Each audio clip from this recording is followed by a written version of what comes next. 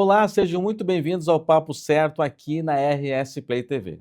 No programa de hoje vamos falar sobre finanças pessoais, um tema que sempre é um tema importante, muito relacionado com a questão do empresário que acaba eventualmente misturando os bolsos, né? Que isso acaba trazendo muitas dificuldades para a empresa e até para o patrimônio pessoal da pessoa. Temos aqui uma convidada especial para falar sobre isso e logo já vou apresentar ela. Aqui, você sabe, o nosso papo é sobre economia, sobre empreendedorismo, gestão, finanças. Um programa feito para você que faz o Brasil acontecer. Você pode nos acompanhar no canal 524 da NET Claro TV e também nas nossas redes sociais. O Papo Certo está no ar. Vem com a gente.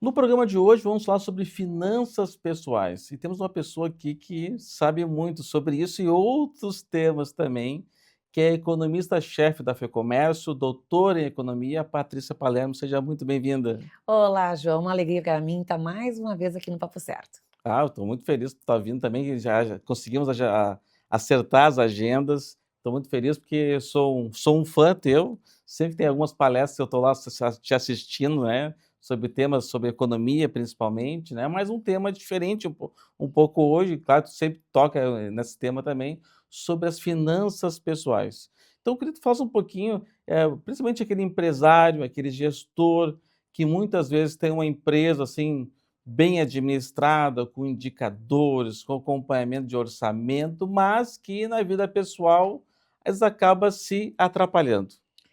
João, eu acho que esse é um assunto que está muito em voga a gente conversar hoje, né? Pra você ter uma ideia, pelos números da Serasa, a gente tem mais de 50% da população brasileira adulta negativada. E quando a gente vai olhar esse número está em todas as classes sociais, em todas as faixas etárias. E certamente tem muito empreendedor dentro desse grupo de inadimplentes. A máxima é aquela verdade que a gente repete muitas e muitas vezes, né. Tudo que é importante para a gente precisa de tempo. Então, cuidar das finanças pessoais é algo que exige um tempo na agenda. Da mesma forma, como dentro da empresa, a gente precisa olhar o nosso fluxo de caixa lá, e eu digo sempre, né, que uma empresa que tem prejuízo até pode sobreviver, mas uma empresa que começa a descasar muito o fluxo de caixa, ela está fadada a quebrar. A mesma coisa acontece no âmbito pessoal. Então, a primeira grande dica é organização. A gente precisa conhecer muito bem o quanto a gente ganha e quanto a gente gasta, como a gente gasta, quando a gente gasta. Se não houver esses controles mínimos, muitas vezes a gente pode se enganar. A gente pode acreditar que a gente está gastando menos do que a gente realmente gasta. A gente pode estar gastando no tempo errado. A gente pode estar dando prioridades para as coisas que não são tão importantes para a gente em termos orçamentários. Então, a dica é: começa com organização. Gasta um tempo, já que a gente gasta tanto tempo para ganhar dinheiro, né, gasta tempo também para cuidar de ver como esse dinheiro está entrando e principalmente como ele está saindo. Como você me fala que para ter gestão, né, requer tempo, tem dedicação. Tem muitos empresários que são muito bons no seu produto, no atendimento, né, mas que acabam pecando porque não gostam dessa parte, né, ou tem que delegar para algum um sócio ou para uma pessoa na equipe para tocar essa parte, senão, se não dedicar tempo, acaba se perdendo, né. João, uma coisa que a gente sempre diz é a seguinte, né, quando as contas não fecham, quem fecha é o negócio. E a gente tem que lembrar que gestão econômico-financeira é que vai fazer com que o resultado apareça. Se você é muito bom no produto que você entrega ao seu cliente, se você faz um bom atendimento, tudo isso é maravilhoso. Mas você tem que enxergar se aquilo ali está gerando resultado e um resultado consistente a médio e longo prazo. E isso também acontece na nossa vida financeira pessoal. A gente tem que ter objetivos, João, de curto, de médio, de longo prazo. Nós vamos fazer parte aqui de uma geração que vai viver muito tempo. A pergunta é: como é que a gente quer viver? Né? As escolhas que a gente faz hoje, elas vão replicar na vida que a gente vai ter lá no futuro. Eu costumo dizer que a gente tem que ter 4 pilares muito bem firmes para sustentar a nossa velhice. A gente tem que cuidar da nossa saúde física, porque se a gente não tiver saúde física, isso vai perturbar muito outras partes da nossa vida no futuro. A gente tem que cuidar da nossa saúde mental. A gente precisa cuidar da saúde dos nossos relacionamentos, mas a gente tem que cuidar da nossa saúde financeira. Hoje, o INSS, ele já tem um rombo gigante. E esse rombo só vai crescer ao longo do tempo. As pessoas estão vivendo mais.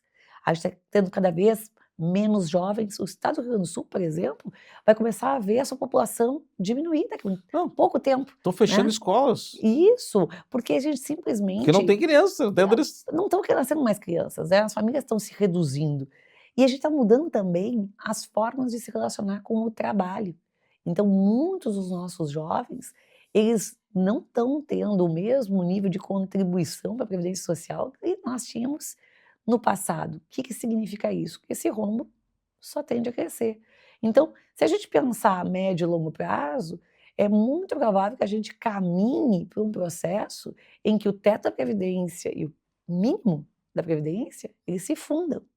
E a pergunta é, será que isso vai ser suficiente para sustentar a maior parte das famílias, principalmente com o padrão de vida que elas têm hoje? Então, a gente precisa pensar, assim, em constituição de patrimônio, em constituições de reservas, não só para o agora, mas principalmente para esse futuro. Patrícia, tu faça um pouquinho também do mito, né, que não existe isso praticamente, né, que é misturar o bolso da empresa com o bolso do sócio. Isso quase não acontece, né? Imagina, né, João? Eu acho que uma coisa que as pessoas confundem, né, é a pessoa física ou a pessoa jurídica, né. Então muitas vezes elas dizem assim: "Mas por que eu não vou tirar daqui se o negócio é meu mesmo?". Bom, porque bagunça a contabilidade, né. E quando você bagunça a contabilidade, eu brinco, ninguém mais sabe quem está fundando quem, né. Se é a pessoa física que está fundando a pessoa jurídica ou se é a pessoa Hum. jurídica que está fundando a pessoa física. E aí a gente tem que lembrar de uma coisa importante, né. Hábitos são difíceis de construir, mas também são difíceis da gente abandonar. Então, quando um negócio é pequeno, é aquele momento que já tem que ter a separação das finanças. Por que tem que ter a separação das finanças quando o negócio é pequeno? Porque pau que nasce torto, nunca se endireita, né. Então, a gente precisa dessa separação das finanças desde o início, porque enquanto elas ainda são simples, a gente consiga enxergar claramente o que que compete à pessoa física e o que compete à pessoa jurídica. Porque ao longo do tempo, negócios vão ficando maiores, vão tendo as suas finanças mais complexas. E aí, a gente tem que ter claramente na nossa cabeça a ideia de que, em primeiro lugar, a gente gasta muito tempo cuidando de um negócio para que depois o negócio consiga cuidar da gente. Então tem que cuidar para não sangrar demais o negócio, né. O que que significa isso? Vai estabelecer um prolabore, antes de tu estabelecer um prolabore baseado nas tuas necessidades, você tem que pensar se é um prolabore capaz de ser pago pelo seu negócio. Eu vejo um tempo atrás entrou um cliente que queria uma consultoria, né? Em pouco tempo, felizmente, ele estava já faturando R$ 1 milhão, mas com venda de uma distribuição de alumínio, né? Mas vendendo com 180 dias de prazo, né? E no início já começaram já a sangrar a empresa. Um sócio comprou casa na praia, outro sócio trocou de carro, trocando títulos no banco, né? E daqui a pouco já estava com dificuldade. Olha, a dificuldade é o seguinte: vocês estão tirando um prolabore muito acima Da da capacidade capacidade da financeira. empresa. Vocês vão quebrar a empresa, vocês vão quebrar a empresa. O negócio é razoavelmente bom. Ainda acho que a margem de vocês não suporta o custo financeiro. Mas ainda assim, além disso, vocês estão sangrando demais a empresa. Então eu vejo muitos negócios, pequenos negócios, um barbeiro, que o meu barbeiro já abriu uma barbearia e misturou tudo os dinheiro, não tinha dinheiro para pagar aluguel no final do mês, porque acabou gastando mais do que podia, acabou fechando o negócio. Então muitos negócios são fechados por esse descontrole financeiro. É, eu acredito que se a gente pudesse estabelecer, né, uma ordem assim, né, de como é que vai funcionar a dinâmica de gastos da empresa. Acho que em primeiro lugar, a gente teria que olhar a capacidade de geração de resultado dessa empresa. Na sequência, a gente tem que pensar, vamos tirar um prolabore mínimo, tá certo? Vamos preservar lá muito essa questão do capital de giro, a gente sabe que o capital de giro é uma coisa essencial, né? É o oxigênio da empresa. E hoje em dia é muito caro. É muito caro conseguir no mercado isso, né? E se você é uma empresa pequena, é mais caro ainda, né? É mais difícil ainda. Então, tem que garantir lá o capital de giro. Tem que formar uma reserva, João. Tem que formar uma reserva. Eu vou dizer que quando eu converso com empresários, isso é onde eu vejo mais relutância. Na maioria das vezes, o empresário ele quer ou transformar aquilo em investimento para a empresa. Então, ele quer botar e injetar aquilo no negócio em si, mas ele quer injetar ou imobilizando, ou comprando uma máquina, um equipamento, ou ele quer tirar para o bolso dele e transformar numa casa na praia, uma viagem com a família e tudo mais. E muitas vezes ele não quer deixar aquilo como uma reserva Parado ali, não. parado, de emergência Dinheiro no parado negócio. não dá certo. Dinheiro parado não dá certo. Mas aí vamos lembrar de uma coisa, João. A gente já se conhece há muitos e muitos anos. A gente não pode falar aqui para a nossa audiência, porque senão vão ficar sabendo quantos anos a gente tem, né, João? Mas, por exemplo, a gente já se conhece há muitos anos. Quantas coisas a gente já viu de absurdas acontecendo? A gente viu uma pandemia, João. A gente nem sabia o que significava a palavra pandemia e a gente se viu enfiado numa. Quanto negócio quebrou nesse tempo? A gente viu uma enchente, João. A gente viu em ruas aqui de Porto Alegre em que as pessoas trafegam normalmente, carro, de caminhão, de moto, as pessoas andando de jet ski. De barco. Tá certo? Então a gente viu onda. Isso é uma coisa interessante, né? Na Farrapos, teve vidros quebrados por causa de ondas. Como assim? Ondas. Então, a gente já viu coisas esdrúxulas acontecendo. E a pergunta é, né? Quem se virou melhor? Quem se virou melhor foi quem tinha com o que contar. Então, assim, a reserva financeira para uma empresa é sempre um colchão de alívio num momento de desespero. Porque, de novo, o desespero faz a gente pagar muito caro pelo dinheiro. O desespero muitas vezes nos leva a tomar decisões muito erradas. Essa questão da reserva, né, Patrícia? Porque assim, nós falamos de 2 eventos, né? Infelizmente, vamos ter outros eventos. Vamos. Espero que não seja tão cedo, mas, né? Ou até mesmo questões do negócio, né? Com certeza. Assim como a vida tem seus ciclos, né? O negócio também tem os ciclos. Tem momentos, daqui a pouco, perde um contrato muito grande, tem um impacto muito grande na receita, ou uma inadimplência inesperada, ou alguém que tem lá, atende uma empresa que entrou em recuperação judicial, que até tem muitas empresas entrando em recuperação judicial, elas param de pagar por um bom tempo, e os pequenos, todos em volta, passam por dificuldade, que ela entra em recuperação judicial e leva mais um monte de empresa no mesmo barco, né? Isso. Ou, quem sabe você, por exemplo, hoje tem um negócio que está protegido diante de certa legislação, e daqui a pouco essa legislação muda. O exemplo é os CFCs. Com certeza! Olha o exemplo básico dos CFCs, né? Os CFCs eles já estão passando por um processo de transformação estrutural muito relevante.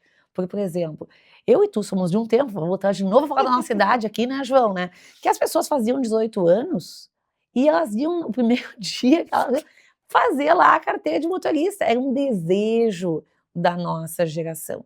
Hoje, eu sou professora e eu dou aula no primeiro semestre da faculdade, tá? Então, os meus alunos têm 18, 19, 20 anos.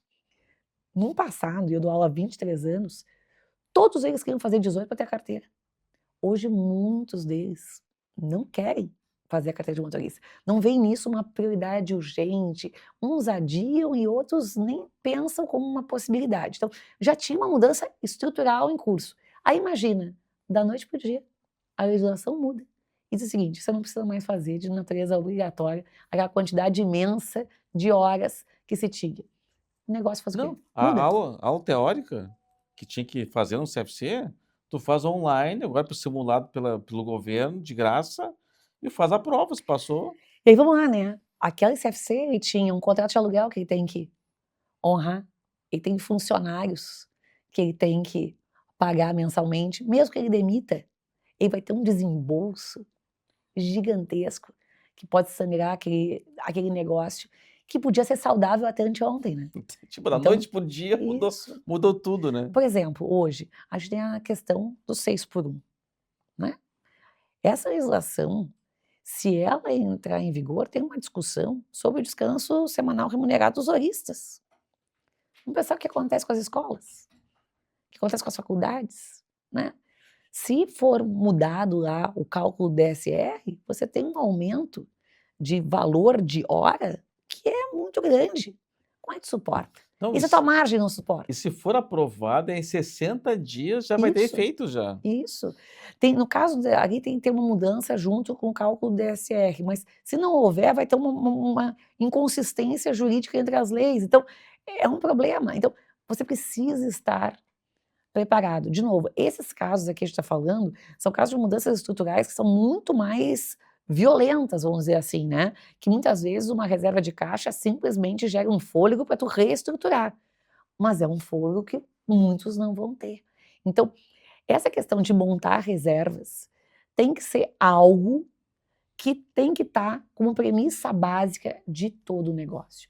E aí as pessoas perguntam, né, João, quanto de reserva um negócio tem que ter?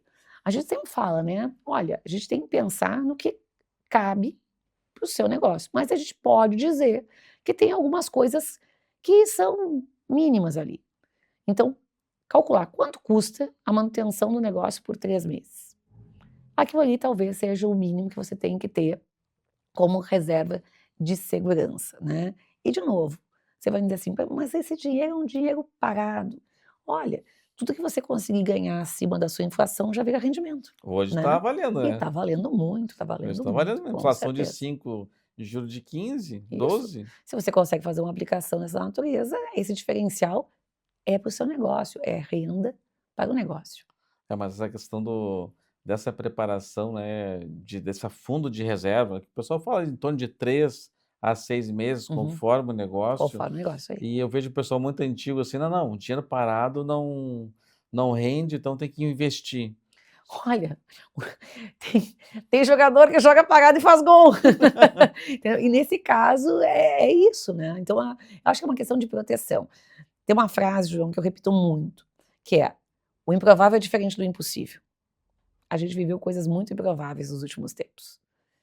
Quem tinha reservas viveu melhor, sabe. Não, e essa questão da gestão do risco hoje é tipo, a gente tinha que trocar o servidor. Eu estava postergando, porque o custo do servidor na nuvem é mais caro, né. Chegou a enchente, não, felizmente não fomos atingidos, não, vamos botar na nuvem. Quero backup no Brasil, backup no exterior, tem que fazer uma gestão de risco, aumentar o fundo de reserva por causa de acontecer algo extraordinário, né. E às vezes o crescimento da empresa requer o aumento do fundo de reserva. Com certeza, Né. com É, certeza. e às vezes também: "Ah, mas eu estou descontando duplicata e eu tenho dinheiro aplicado, estou gastando mais com", mas o fundo de reserva tem que ter, faz a antecipação, se for o caso, mas mantém o fundo de reserva, porque uma coisa é uma coisa, outra coisa. Isso. E aí, de novo, né, vamos voltar agora um pouquinho aqui para a questão da pessoa física, né, que muitas vezes é a razão até do problema da pessoa jurídica por causa da questão desses excessos que são feitos, né.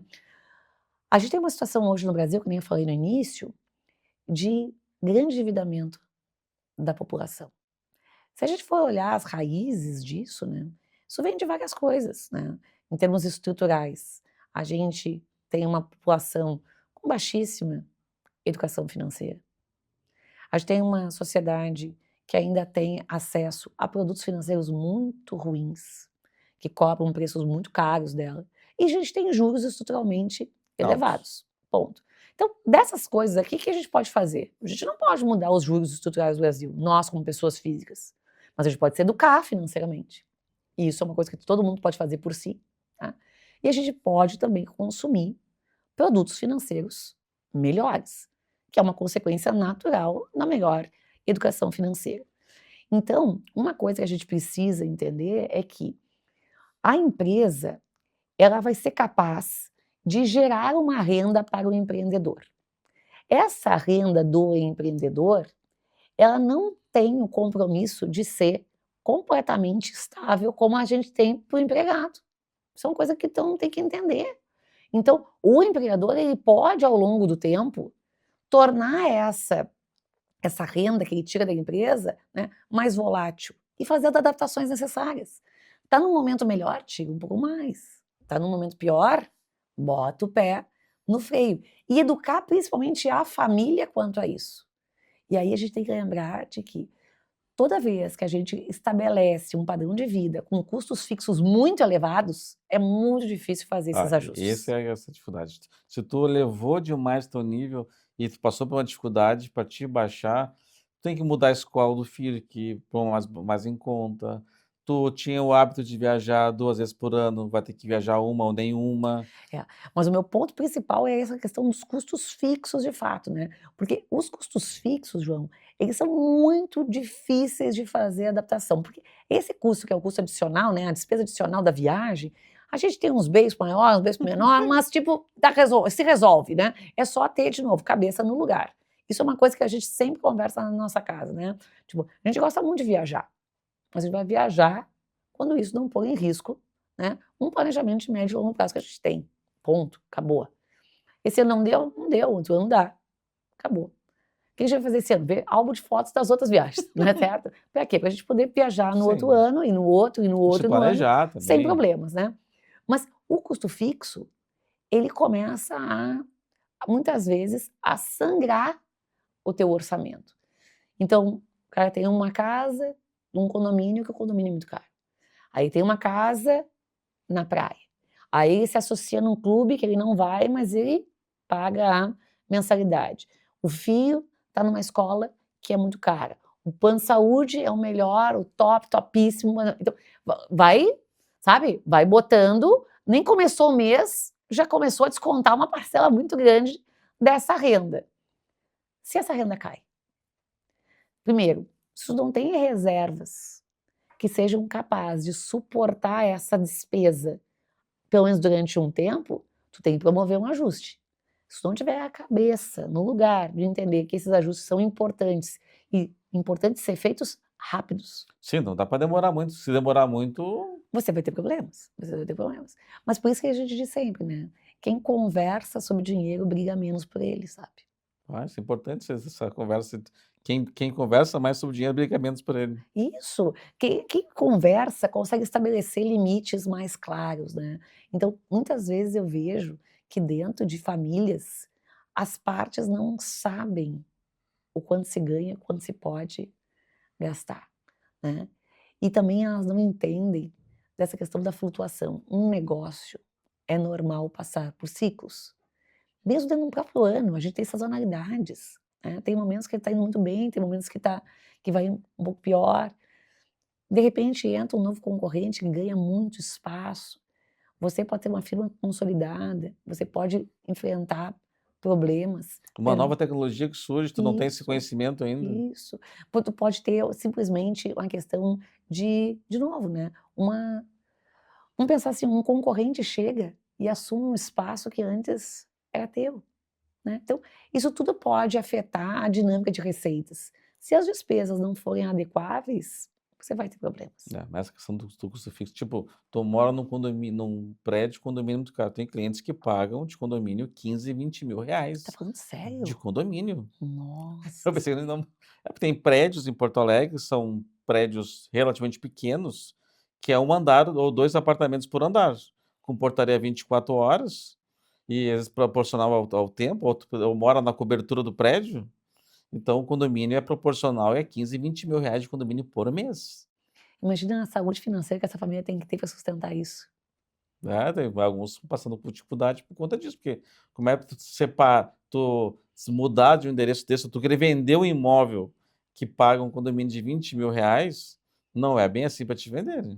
Por Com mais que às certeza, vezes esse mercado de alta renda, continua aquecido, mesmo assim não se vende de uma hora para outra, né. com certeza, com E certeza. tu convencer a tua família que tu vai mudar daquele endereço, né, porque tem mais uma questão de uma preocupação, Patrícia, com a sociedade. O que que os outros vão pensar de mim que eu estou quebrado, se eu estou mudando disso? Eu acho que isso é uma conversa que nem todos estão preparados para ter, né. Mas eu vejo que, infelizmente, essa questão da sociedade de aparências, ela cobra um preço muito caro das pessoas, né.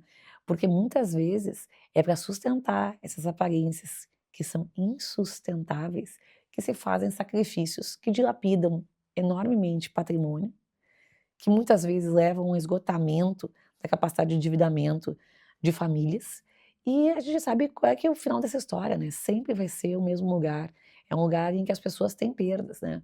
A gente conhece ex-pobres, mas a gente também tem uma lista infinita de ex-ricos, né? Então, é facinho se tornar um ex-rico. É que tu acha que as redes sociais acabam meio que essa questão do endividamento das famílias, né, e do 50% negativadas. Tu acha que isso acaba impactando, que tu acaba vendo que o vizinho está fazendo isso, o teu amigo está fazendo aquilo, tu também tem que fazer isso? Com certeza. Eu vou te dizer que, assim, ó, se a gente não se der conta de que as redes sociais são retratos, né, são fotografias editadas da realidade que a gente quer que o outro veja, a gente vai ter sempre problemas. Porque a gente vai ter, primeiro, a alegria estampada ali, né, a alegria estampada ali. Essa alegria que muitas vezes aparenta ser contínua. Eu brinco, né, alguém que tá rindo de tudo, das 2 uma, ou tá maluco ou não tá entendendo nada, né, ok, né, então só tem isso a dizer. Ou a desgraça, né, porque também a desgraça também vende, né, a desgraça também vende. As pessoas compram essa situação do não estar bem, né, as pessoas se solidarizam.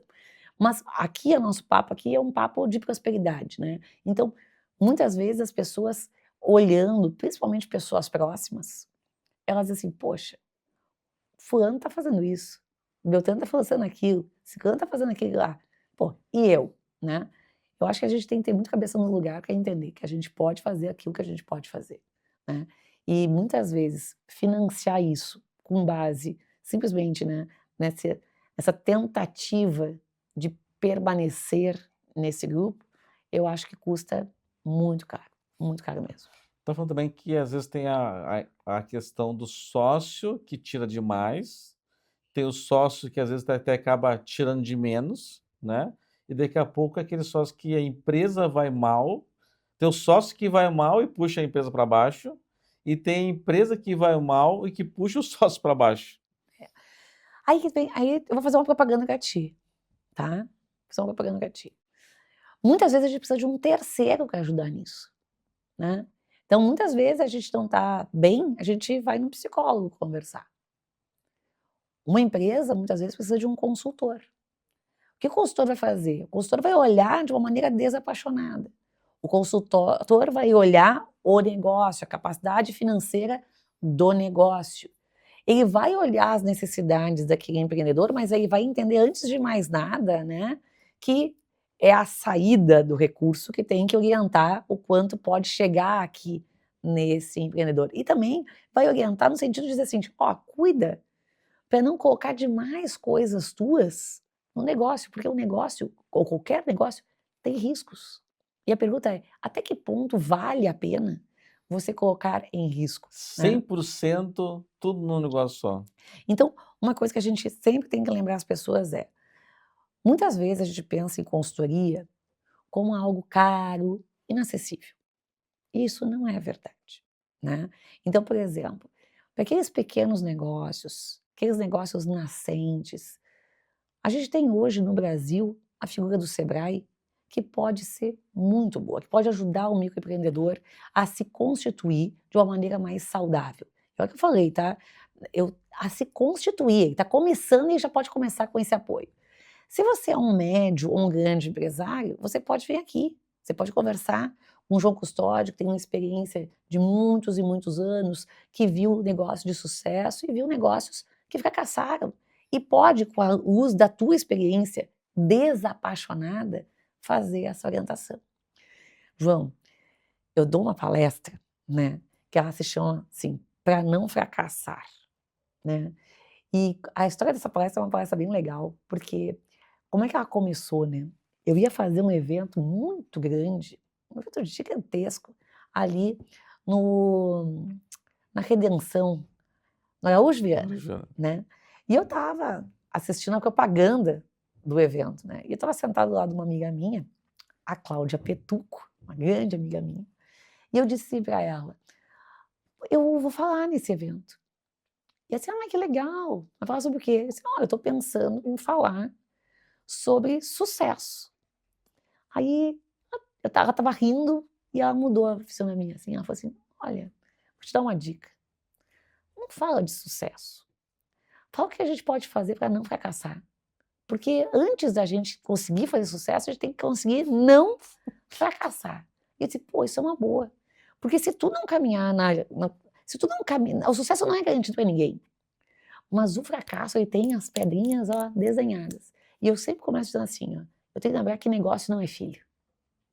Se negócio não é filho, primeiro, tu não pode olhar para ele e passar a mão na cabeça pensando que ele tem um futuro que muitas vezes ele não tem.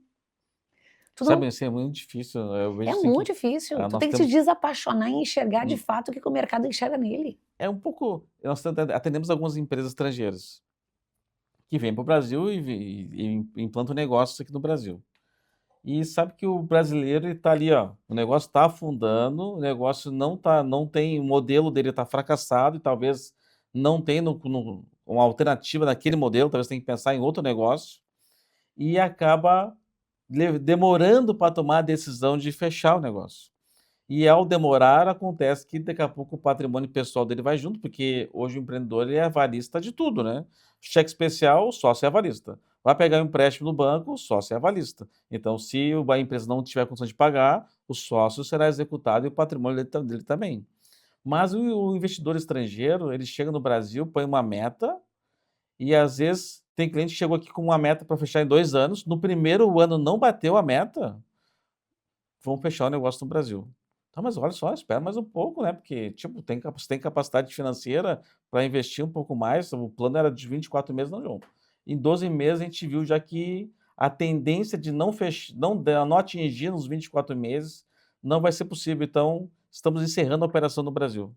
É aquela história, né, João? Você vai errar, vamos errar rápido, né? Porque o custo é menor.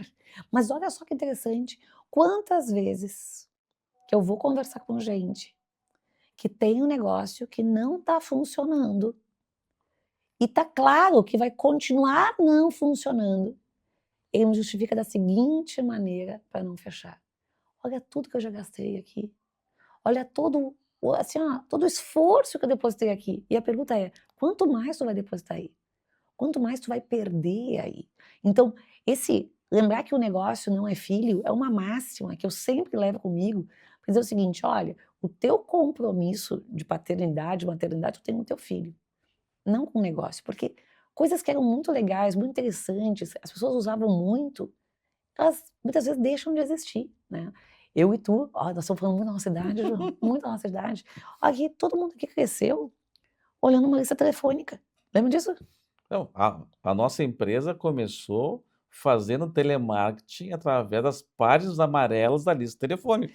E aí tá, né? Todo mundo tinha uma lista telefônica. A lista telefônica era um negócio que estava na casa de todo brasileiro que tinha telefone. E se tu não tinha telefone, tu tratava de conseguir uma lista telefônica.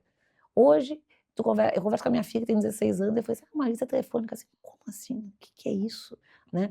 Aquilo lá era um lugar que a gente encontrava os telefones residenciais, mas tinha muita publicidade ali dentro, Sim. né? As revistas, lembra das revistas que eram... Tinha uma empresa que, o nome acho que é Listel, acho que era, Sim, não sei se ela se mudou, mas naquela época a receita dela vinha toda do publicidade. anúncio da lista telefônica. Com certeza. As revistas, né? Vamos pensar nas revistas. A gente tinha as bancas de jornal, os próprios jornais. Olha o que eram os jornais. Se a gente pensar no nosso principal jornal aqui do estado do Rio Grande do Sul, olha como ele era gordinho, né? Então, olha como o A tempo passa. Dominical, assim, era bem, hoje está cada vez mais fininho. Então, imagina como isso é uma coisa extremamente consolidada, foi simplesmente, né, ultrapassada por uma questão tecnológica. Mas vamos ir mais além, né? Tipo, a indústria sempre enfrentou essa questão da concorrência internacional. Hoje o varejo enfrenta concorrência internacional. Sim, não é nem antes a concorrência era do bairro, a concorrência era da cidade, a concorrência era de outro estado, a concorrência é da China agora. Isso. Que se tu compra pelo site, eles mandam de lá para cá e chega relativamente rápido. E vou continuar falando dos varejistas, né? Você tem um negócio num ponto estratégico da cidade. A cidade é viva, Ela muda? muda. Pô, E aí o seu negócio que estava estabelecido num lugar maravilhoso, você tinha um ótimo ponto, ele não, deixa de não. funcionar como um ponto bom. O E aí? pessoal, antes o centro de Porto Alegre, para te ter, alugar um imóvel na Andradas, Tinha fila. tu tinha para fila e tu pagava luvas assim, de R$ 1 milhão, dinheiro da época, para te pegar aquele ponto. Hoje tem vários imóveis disponíveis na Andradas. Imagina, né. Então, tem várias coisas que vão mudando ao longo do tempo, né. Então, se a gente não entender isso e não fizer as adequações necessárias para que os negócios só existam enquanto eles forem rentáveis, muita gente vai perder muito dinheiro. Sabe que eu vejo, por exemplo, essa questão da demora na decisão, né? Quando a empresa começa a deixar de pagar os impostos, que depois eu vou parcelar, porque se eu pagar todos os impostos, eu não permaneço de pé, pessoal, o teu negócio está com problema. Se ele não tem margem suficiente para pagar todas as despesas, de pagar os funcionários da legislação, de pagar os impostos, o teu negócio está com um problema sério, tu tem que repensar o teu negócio. E às vezes vem o cliente com esse argumento, né: "Não, mas se eu pagar tudo, eu não sobrevivo". Então, mas o teu negócio já tem que mudar completamente. Se não está sobrevivendo, tem que mudar completamente, porque é uma questão de uma bomba relógio que vai estourar, seja no processo trabalhista. Eu vejo clientes que chegam no processo trabalhistas valores altíssimos, porque ele não cumpriu as regras trabalhistas, ou chega hoje o governo está muito mais atualizado com as questões de fiscalização, ele só manda uma cartinha: "Olha, eu acho que você faturou o dobro que me disse, porque estou vendo aqui as compras que você realizou". Então, hoje não, o mundo está cada vez, e com a reforma tributária, vai ter cada vez menos espaço para amador. Com certeza. E aí vem essa questão, né, se a gente não consegue jogar nas regras do jogo, a gente não está jogando o jogo, Tá né, fora? tá fora, você tá fora, né. E agora com a reforma, principalmente depois, né, quando for instituído o split payment, isso vai estar mais evidente ainda.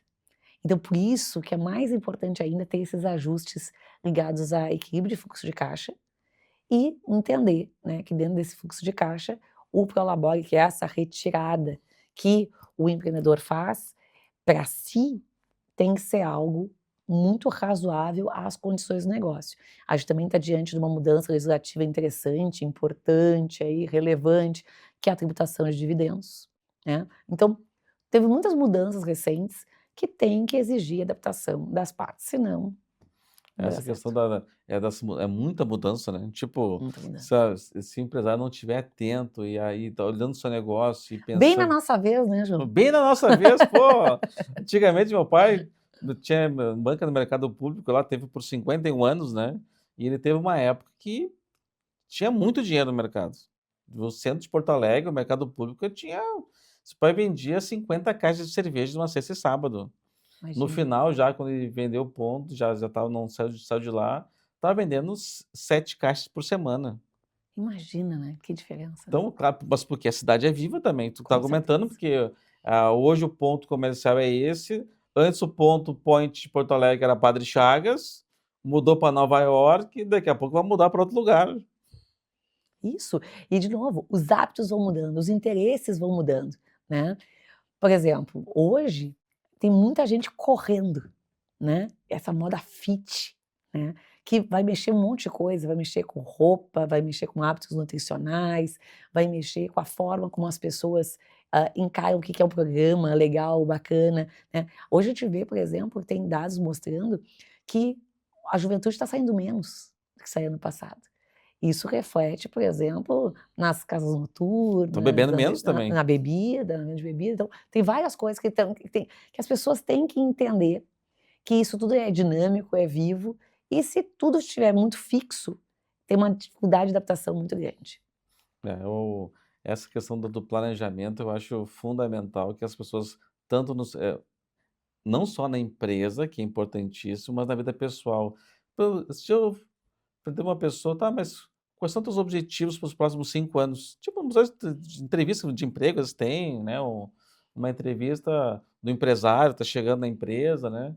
Olha, eu não tenho objetivo, o negócio é o dia a dia. Claro que o dia a dia é importantíssimo, né, de levar as coisas mais Daí daqui a 3 anos, 5 anos, às vezes tem gente que sabe a resposta da empresa, mas a sua resposta da vida pessoal não tem.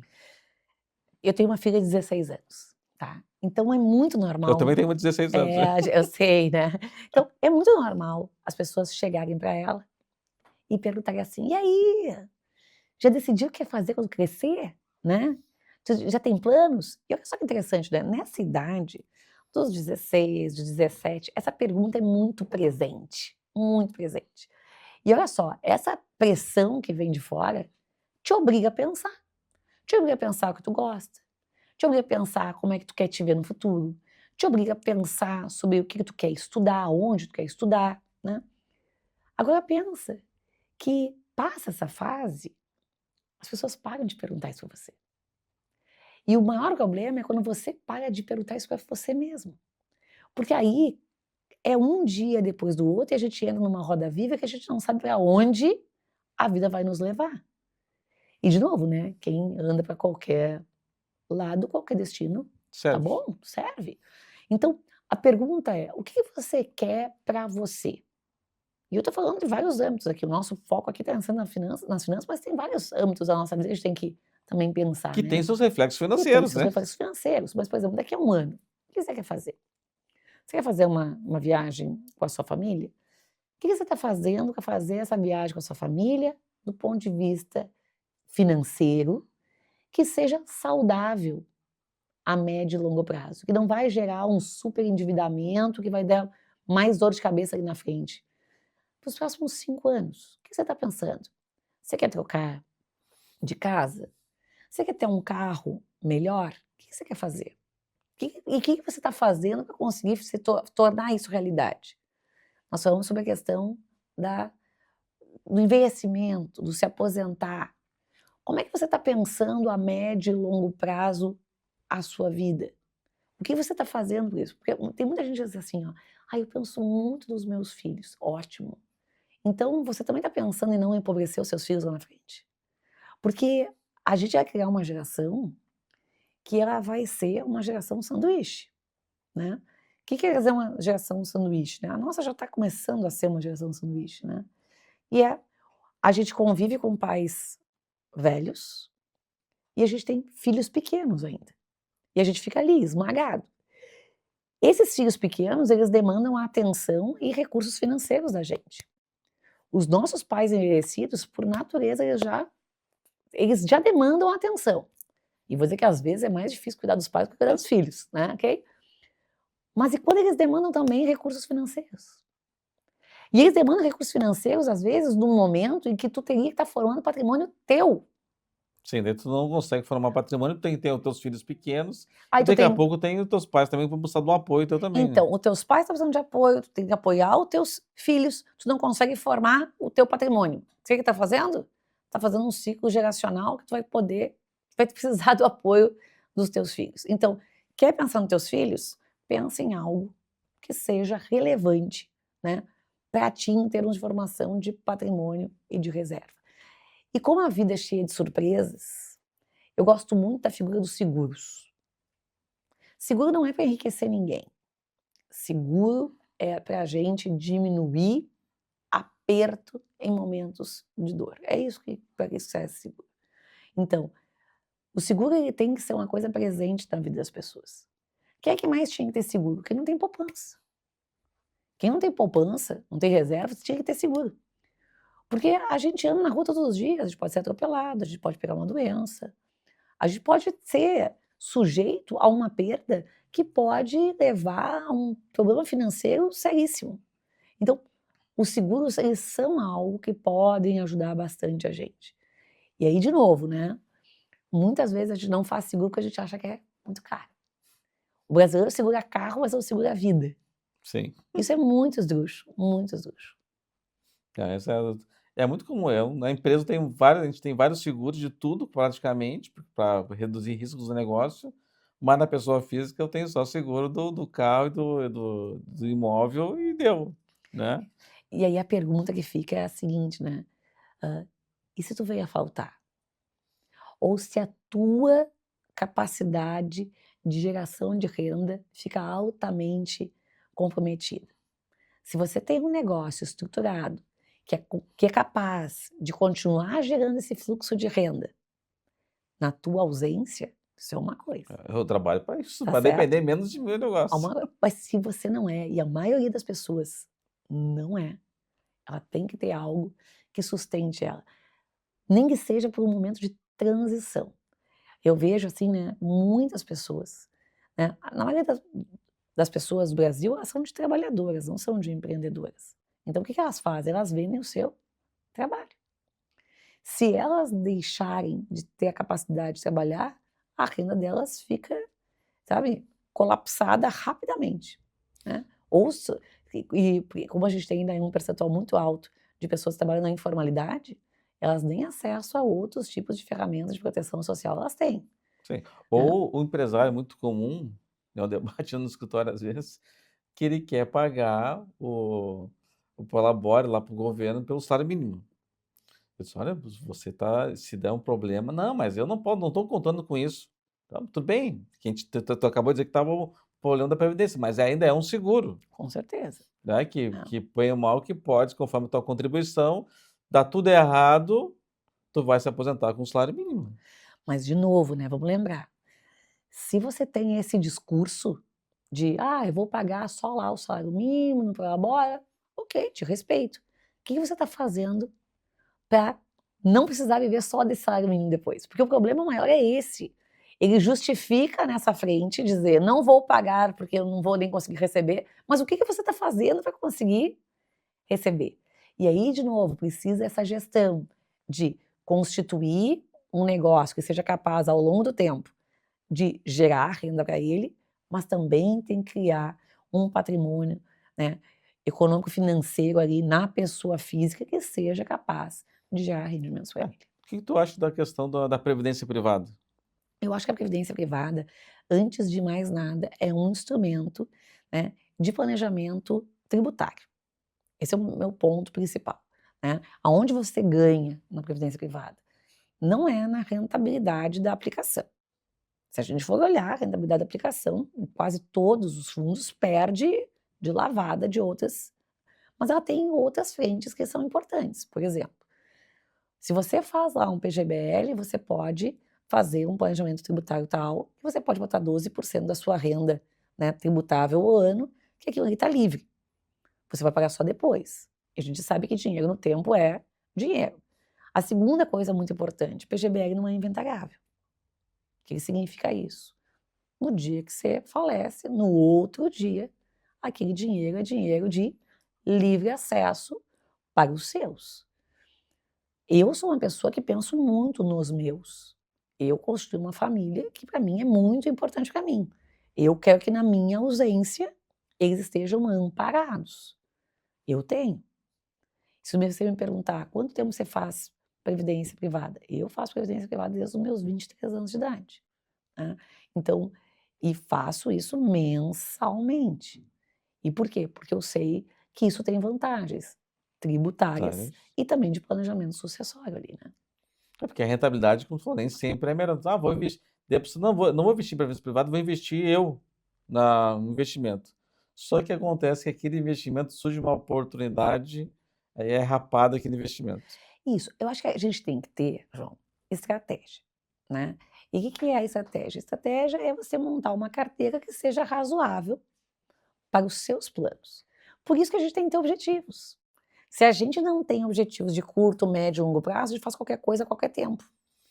Se a gente pensa nisso, por exemplo, para mim é importante envelhecer de uma maneira saudável. E, de novo, quando eu falo envelhecer de uma maneira saudável, tá ali o pilar financeiro relevante. Então isso sempre se fez presente no meu planejamento. Então, eu sempre tive aquela cota de aplicação em previdência, mas pensando na previdência como o quê? Como algo que vai me sustentar lá financeiramente para frente, mas também, em termos de planejamento sucessório, como algo que vai dar recurso para minha família com uma liquidez muito grande, muito rápida, não passando por uma situação inventarial, que é a mesma coisa que pode acontecer com o seguro. O seguro pode te ajudar a fazer inventário, né, porque custa muito caro, né, fazer inventário no Brasil. É. Uma questão, muitas pessoas, no passado principalmente, me incluo junto, né, que a minha previdência era investindo em imóveis, Uhum. né? Só que, tipo, a gente passou, nós tá falando da cidade que é viva, né? Aquele imóvel que daqui a pouco era bem localizado, já não é o mais bem localizado, e daqui a pouco a alocação que tu tinha imaginado para o teu futuro já não é mais aquilo, ou numa eventual vacância, tu demora muito para poder botar, arrumar um outro inquilino. Isso, eu acho que é uma questão de estratégia, né. Eu acho que o aluguel ainda é uma uma fonte de renda bem interessante. Pra você ter uma ideia, né, a gente nunca teve tantas pessoas morando de aluguel proporcionalmente no Brasil como tem hoje. A gente tem uma juventude que está postergando cada vez mais a aquisição do bem. A gente vê uma juventude valorizando muito mais a questão experiencial do que da propriedade. Então, se você consegue usufruir, é quase tão bom quanto você ter. E o aluguel te permite essa, né, possibilidade de mudar de lugar, né. As pessoas estão atrasando a compra do imóvel. Então isso é uma oportunidade, por outro lado, de E, quem quer alugar. e nesse momento, quem está pensando em comprar, os juros está lá nas alturas, né? Por isso que tem que comprar com estratégia, mas lembrando sempre que cidades são vivas e hábitos mudam. Então, quando for escolher um imóvel, tem que escolher com características que têm tendência a ser mais perenes ao longo do tempo. Então, olhar o que o imóvel está disponibilizando, a localidade que ele está estabelecida, o entorno, tudo isso são coisas que têm que ser olhadas. Mas, de novo, a estratégia baseada na diversificação ajuda bastante a diminuir riscos. Essa questão de ter essa variabil pensar em não botar os ovos todos numa mesma cesta, né, de pensar em outras formas, tu falou previdência privada, seguros, pode e questão imobiliária ser uma alternativa também ou não, né, tu ter mais de uma alternativa para pensar o teu futuro. Isso, e vamos juntar aqui, né, eu acho que, questões imobiliárias pode? Pode. Eu diria que, assim, até que deve, tá certo. Só que de novo, hoje tem formas diferentes de investir em imóveis, você tem fundos imobiliários que também são alternativas, né. Então, cada pessoa tem que pensar os seus objetivos, a sua capacidade de assimilar risco e depois desenhar a sua carteira. Aí alguém pode dizer assim: "Patrícia, isso que você está falando aí é tão complicado, é tão difícil". Ontem eu falava com um amigo meu, né, e ele disse assim: "Ai, mas é que isso dá trabalho". Ninguém disse que é fácil, É, né. tipo, Crescer dói, né, então tipo, hoje eu trabalho para pagar as contas. Tipo, algumas pessoas dizendo: "Não, eu recebo e tudo já vira boleto que tá chegando toda hora e tá mas zerado". será que isso é bom? Será que isso é bom? Eu acho que isso é tão ruim, né. Então, às vezes, a gente tem que fazer sacrifícios de curto prazo para ter benefícios de médio e de longo prazo. Então, aquela velha história, as dores do crescimento, né. Nós que temos filhos adolescentes aqui, quando a gente não já não ouviu eles falando: "Ah, que dor nas pernas", né. Crescer dói, né. A gente tem que aprender que certas coisas vão demandar tempo, vão demandar atenção, vão exigir estudo, mas a gente pode fazer. E de novo, às vezes são pequenos hábitos que podem fazer absolutamente toda a diferença. Por exemplo, a gente vai escolher uma aplicação financeira. Hoje a gente tem, na pessoa física, por exemplo, a possibilidade do Tesouro Reserva. Quanta gente hoje tem ainda dinheiro na poupança? Pô, Muito, muito, muita muito, muito. gente. Quanto é que a poupança paga? 6% ao ano mais TR. Hoje você tem a possibilidade de botar no Tesouro Reserva, que paga lá Selic com liquidez diária. Olha a diferença. Quanto é que está a Selic?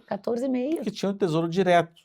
Isso. Quanto tinha o tesouro direto do tesouro reserva? O que acontece? O Tesouro Reserva é um título do Tesouro Direto, é um título, só que ele está sendo operado lá pelo Banco do Brasil hoje, isso vai abrir, né.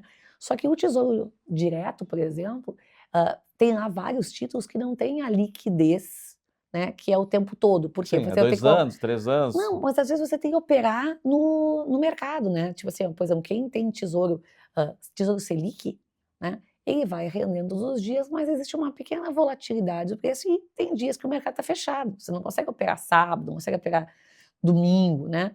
O Tesouro Reserva você vai poder fazer isso o tempo todo. Pra não dizer que é o tempo todo, né, da meia-noite à 1h, tu não vai poder mexer nele porque é a hora de manutenção do sistema. Mas se você quiser fazer negócio, né, nas outras 23 horas do dia, seja sábado ou domingo, nos 365 dias do ano, você pode. Então, esse tipo de coisa, a gente tem que se ligar, porque são essas escolhas marginais que a gente faz cotidianamente que fazem a diferença. Quer ver uma outra coisa, João, que eu acho que é interessante falar? É assim, a gente tem uma ideia de que poupança é o que sobra, é o que a gente não gastou, né? Só que quem tem planejamento econômico financeiro bem adequado, pode saber no início do mês o quanto vai sobrar. E se sabe quanto vai sobrar, Já pode tira, começar antes. já tira. Se Já deixar na tira. conta ali, o dinheiro vai. Se Isso, deixar no bolso, na isso. conta ali, Se dinheiro na mão é vendaval, né? Então vamos pegar e fazer uma previsão do tempo aqui adequada e vamos se proteger para que esse vendaval não nos atinja, né? Então, acho que essa previsão orçamentária bem feitinha pode fazer com que a gente crie um compromisso com a gente mesmo em termos de composição de reservas. né? Nosso tempo está passando, o tempo está voando, mas eu queria enfatizar mais uma coisa contigo, para essa questão das famílias, né? Isso, Tu falou que que a gente mais conversa com dinheiro, menos briga por dinheiro. E isso. eu vejo que esse é um assunto tabu, muitas nas pessoas e nas famílias, falar de dinheiro. Eu acho que isso melhorou bastante, mas ainda existe, né? Então, eu acredito que a gente tem que conversar primeiro, né, dentro das famílias, os casais. Marido e mulher têm que conversar a respeito de finanças domésticas. A gente tem que saber o quanto a gente ganha, a gente tem que saber quanto a gente gasta e a gente tem que ter planos. Isso é muito importante, né? Quais são os nossos planos? Olha que interessante isso. Não é o teu plano, não é o meu plano, são os nossos planos, né? A gente vai ter as finanças que vão ser compartilhadas entre homem e mulher ali, né? Entre marido e mulher dentro do casal, para fazer o quê? Para construir coisas que são para ambos. O marido vai ter as despesas dele pessoais, a mulher vai ter as despesas dela pessoais, mas isso não pode comprometer aquele plano que ambos têm para eles, né, para o núcleo familiar deles. E a cumplicidade é algo fundamental.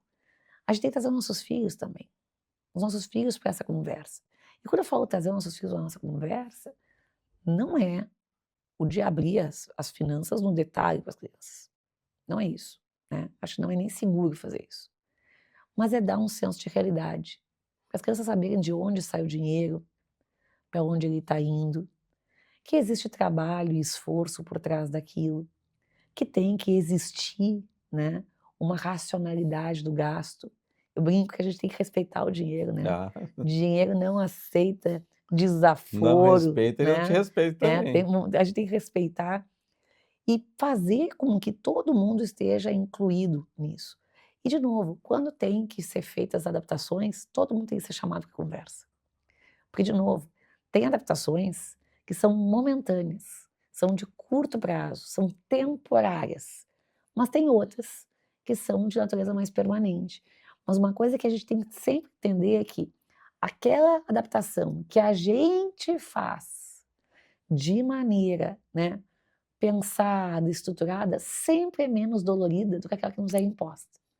Eu tenho histórias muito tristes de pessoas que não quiseram fazer essa adaptação e que foram surpreendidas com um oficial de justiça com uma cartinha de ordem de despejo.